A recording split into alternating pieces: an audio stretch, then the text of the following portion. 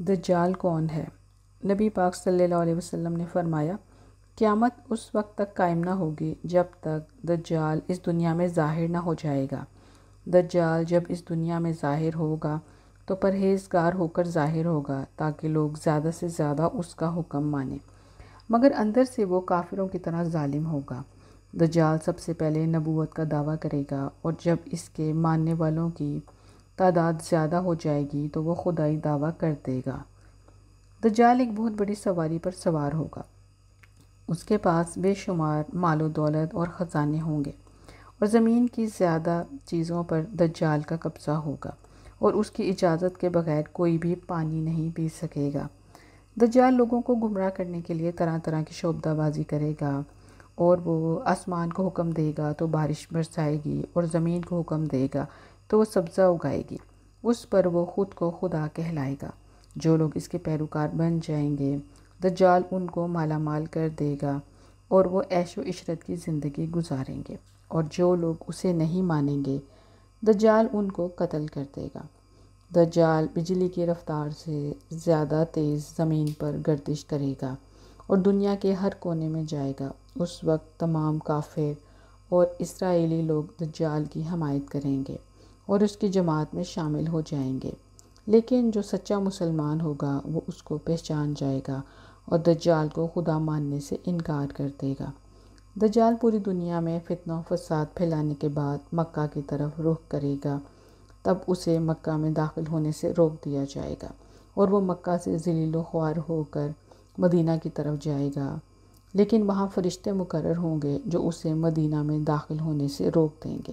اس طرح دجال کی مکہ اور مدینہ کے باہر کھڑے ہو کر وہ ایک زوردار چیخ مارے گا، تب اس کے منافق پیروکار اس کے پاس جمع ہو جائیں گے اور پھر دجال کے گروہ میں شامل ہو جائیں گے۔ دجال 40 دن تک اس دنیا کے اندر رہے گا اور بالآخر حضرت مہدی علیہ السلام اور حضرت عیسیٰ علیہ السلام کے ساتھ دجال کا مقابلہ ہوگا۔ اس وقت دجال کا لشکر دنیاوی اعتبار سے نبیوں کے لشکر سے بہت مضبوط ہوگا۔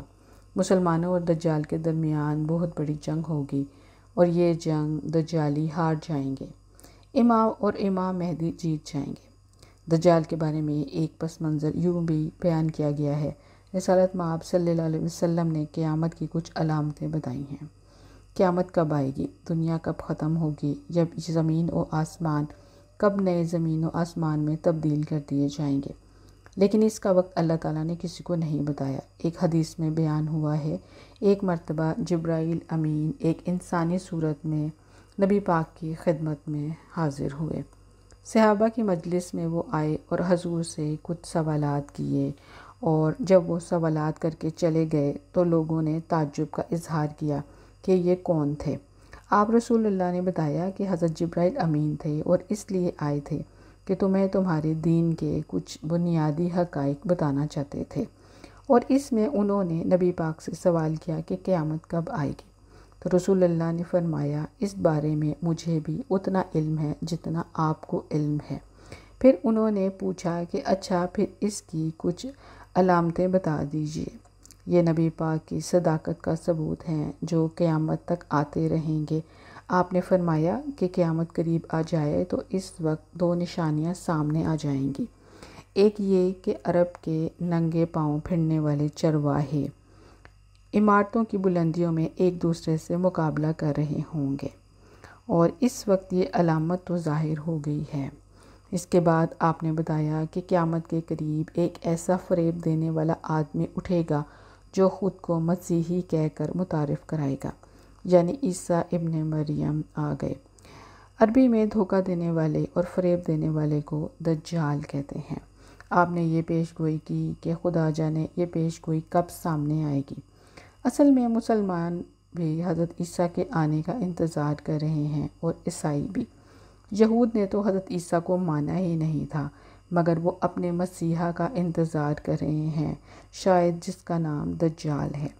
یہ بھی ہو سکتا ہے کہ کوئی شخص غیر معمولی صلاحیتوں کا حامل ہو اور وہ یہ دعویٰ کر ڈالے، اور پوری بات یہ ہے کہ کوئی شخص دھوکہ دینے والا مسیح بن کر سامنے آئے گا، لیکن بعض روایتوں میں ذکر ہے اور بعض جگہ یہ کہا جاتا ہے کہ دجالی فتنے سے محفوظ رہنے کے لیے سورۃ کہف کی آخری 10 آیات کی تلاوت کی جائے۔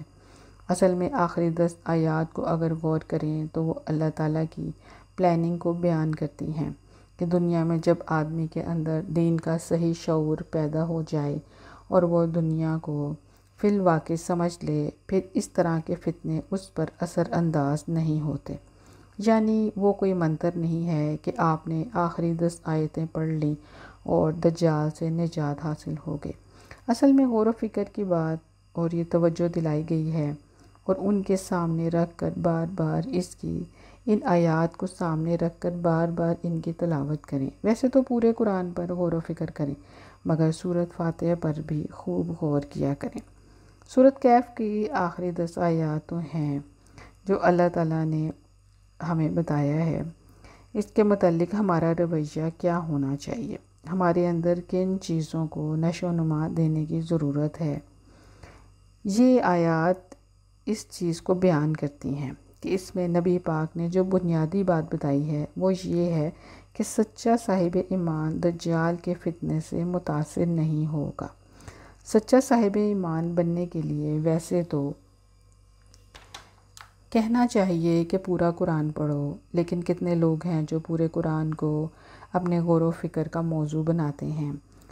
حضور بعض اوقات بعض آیات کی طرف توجہ دلاتے تھے اور کسی وقت آپ نے سورۃ کہف کی 10 آیات کے بارے میں بھی فرمایا ہوگا، مگر یہ غور و خوض کرنے اور دین کو سمجھنے اور اس کے اندر اترنے کی دعوت ہے، لیکن یہ کوئی منتر بھی نہیں ہے اور اس دجالی فتنے سے بچنے کے لیے، اور نہ ہی ایمان لانے کے لیے کوئی منتر کام آتا ہے اور نہ کسی فتنے سے بچنے کے لیے۔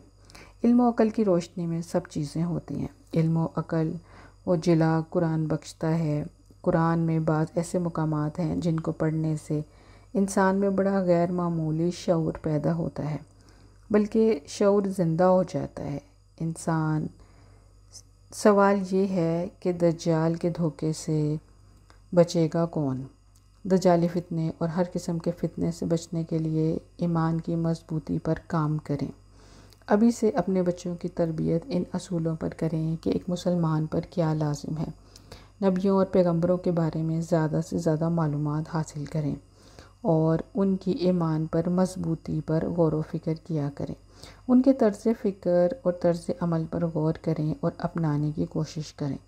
دجالی فتنے سے ڈرنے کی بجائے اللہ پر ایمان مضبوط کریں اور اپنے بچوں کو اس رستے کی معلومات دیں کہ آنے والے وقت کے لیے تیاری کیسے کریں۔ ایک سچے پکے امتی انشاءاللہ تعالی ہر فتنے سے محفوظ رہے گا۔ آمین۔ اللہ حافظ۔